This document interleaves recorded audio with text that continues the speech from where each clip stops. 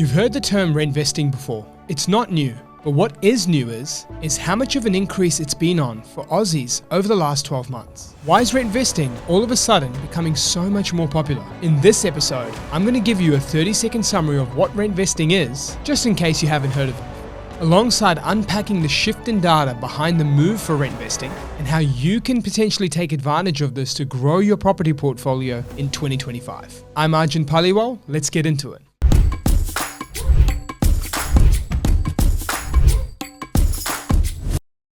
So rentvesting is essentially renting where you want to live, but using your money instead of buying a home to invest in property borderless. And as I'd mentioned earlier, it's definitely on the rise. So let's break down some of the reasons of why rentvesting's on the rise to begin with. The first part is actually the price gap in house prices. There are those that want to rentvest, and there are also those that get forced into it because of the lack of options they feel they have, or the options they want to take. Now, there are always going to be options for home buyers to go to a further ring out, or a different city, or a different type of property, houses versus unit. But for some people, the desire is not there. They don't want to do that, and that's okay. So they turn to rentvesting. And it's something in particular that's been occurring ever since the last 5 years in certain cities. Let me go through some numbers on what's been happening from house price to income ratios across various cities. If we take a look at this data here, pre-COVID, March 2020, Sydney, the dwelling median house price to income ratio was 16.6. So that's overall between houses and units. Units were at 14.5 times income and houses at 19.2. Definitely one of the highest across the country. Now, when it comes to this market, if you take a look at taking from March 2020 to Feb 2025, almost the 5 years since COVID, which, by the way, how crazy is time flying? That mark there for houses in particular went up 18.6%, which essentially means that it's worsened for house price to income ratios. At the same time, during 2020, repayments were also far lower with interest rates lower than today, which means not only is the price to income ratio worse, but so is the repayments to income ratio as well. But then you take a look at the opposite and you go to places like Melbourne, where the house price to income ratio for houses was 16 times, but then for houses today, 5 years later, it's actually 15 times. That's an improvement. It wasn't all cities that worsened. Cities like Melbourne have actually improved, where the income to house price ratio from 5 years later is better for home buyers. Now let's look at the renting side, and we'll take two different scenarios over here for renting. If we look at Brisbane, rent to income ratio is 0.09 times from houses in Brisbane back in 2020. Now it's 0.12, which means it's increased by 25.6%. Although it's definitely a different measure to houses, being the house prices have many more zeros on it, it's still an interesting measure to see, and it is worsening because of the rental boom that's occurring in some of these cities. The main thing to note is across our national prices, price to income ratios have increased by 25%, while rental affordability ratios have also worsened by 20.8%. So both have gone backwards. Now, the price is going more backwards than the renting, and then the prices also having not only the higher deposit that you need to have because of the higher prices, alongside the higher rents, higher savings rates you need to have because of the higher repayments, it's created that crunch forcibly for some to become rentvestors. So that's one side of the equation, why it's happening more, because people don't have as much of a choice as they once did. Doesn't mean that the choice is over, but it just means it's a choice that actively people are now making because of the difficulties that come on that side. If we move over to the other side of rentvesting, which is rentvesting by choice, let's break down some of the trends that are occurring. Firstly, across Australia, we're noticing the trend of data-driven investing pick up a lot more, where people are looking to make the best decisions possible for investing. And because of wanting to make this decision the best you can, the thing that you can do that makes a huge difference, open up more markets for you to have choice in. So that could be someone living in Sydney, but looking to invest across Brisbane, Perth, Adelaide, or many regional centres across Australia, depending on their budget or where they see the data shows for growth investing. Whereas in the past, if you go back many decades, parents of ours or parents of parents of ours weren't very common for them to go and invest across the country. They thought it was their house, maybe some other houses across their backyard, or maybe extended parts of their city. The drive, the look, the feel, the touch. So with that now shifting and the country being at everyone's fingertips, People are now using data to get ahead, and professionals like us here at InvestorKit to be able to start looking at investing across the nation. This is allowing people to be a part of the long-term growth journey of real estate, but at the same time, not be limited to what their budget or what their home location has, which is definitely picking up the growth of rentvesting. The next thing is there's more education out there than ever. People used to have this thought of just the home to live in. Now with the education picking up on rentvesting, people are realizing that you could rent a property far nicer than what they could live in with mortgage payments for the same amount. For example, if you go to premium areas, the rental yields across Australia are far lower than more affordable areas.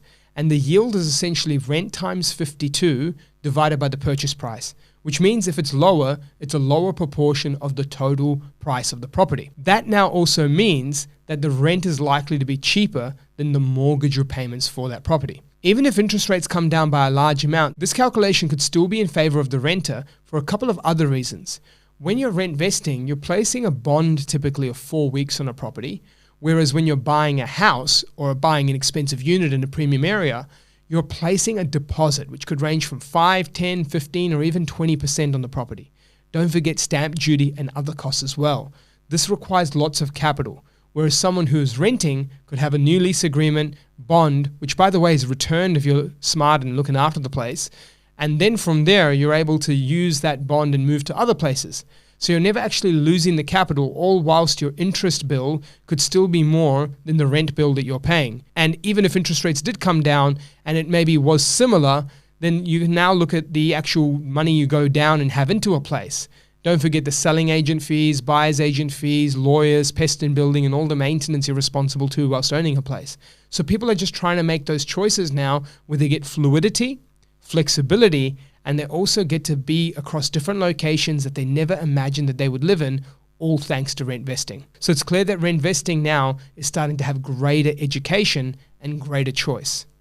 Other reasons why rentvesting is growing is also because of the math. Now, the math I gave you just before was from an education around where you could live in and how it treats your pockets. But the math I'm going to share with you now is more regarding borrowing capacity. When you're looking to rent, the rent you pay is the rent calculated in your servicing calculations for finance. Whereas the mortgage you obtain has an assessment buffer rate, whether it be 1, 2, or 3%, then assuming interest rates are higher than today.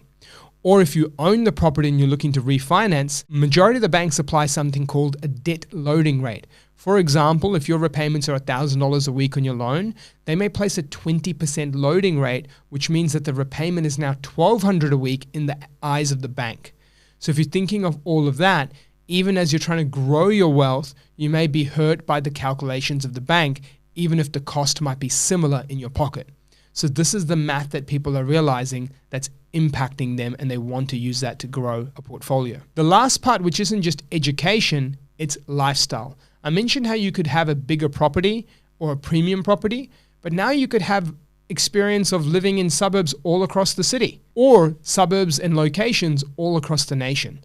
So lifestyle, education, the actual math in your pocket, the math also from the bank, and then also the fact that the median price to income ratios or the median rent to income ratios worsening is leading to some people reflecting on their choices of what they want to do because they don't want to make the sacrifices of living in a certain area so they could buy it. Instead, they'd live in another area and make sacrifices in other ways. The same debt sacrifice or the same repayment sacrifice might exist, but it might be in the form of multiple investments, data-driven across the country. So the thing here is that this is all the education, the price-to-income ratio, the lifestyle decisions many people are making, and the math-based decisions many people are making to go down the path of rentvesting. It's not like people are saying goodbye to buying a home to live in because they're forced into it from booms or price changes. There's many more active choices being made, and the fact that people are looking at it from a lifestyle view as well. I don't think that just because rentvesting is rising, it means that long-term buying a home is not in people's goals, but they may not look at it as this thing where they have to quickly rush to get into it and then keep going into baby steps or stepping stones. They may look at it as a way to go back into buying a home when they're truly ready to call a place home for a foreseeable future, and it's a home that ticks all the boxes, and all whilst they're building wealth during the same time. Now, what's interesting is people might be thinking, well, Are investors like that doing anyone favors?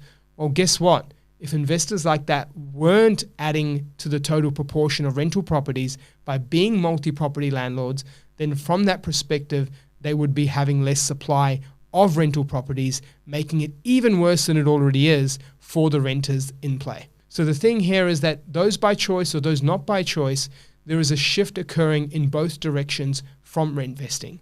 And the key to think about it is, how could it impact you in your life? It's not to say it's the only way to get ahead, but it's a way that many people are recognizing is a way to get ahead until they're ready for their home, more conscious and more selective about what they want as a home to live in, rather than going through all the stepping stones in life and going through the mistakes that come with having large debts and ownership of assets that might not be great performers, but because they really wanted the foot into the door, they went and got it anyway.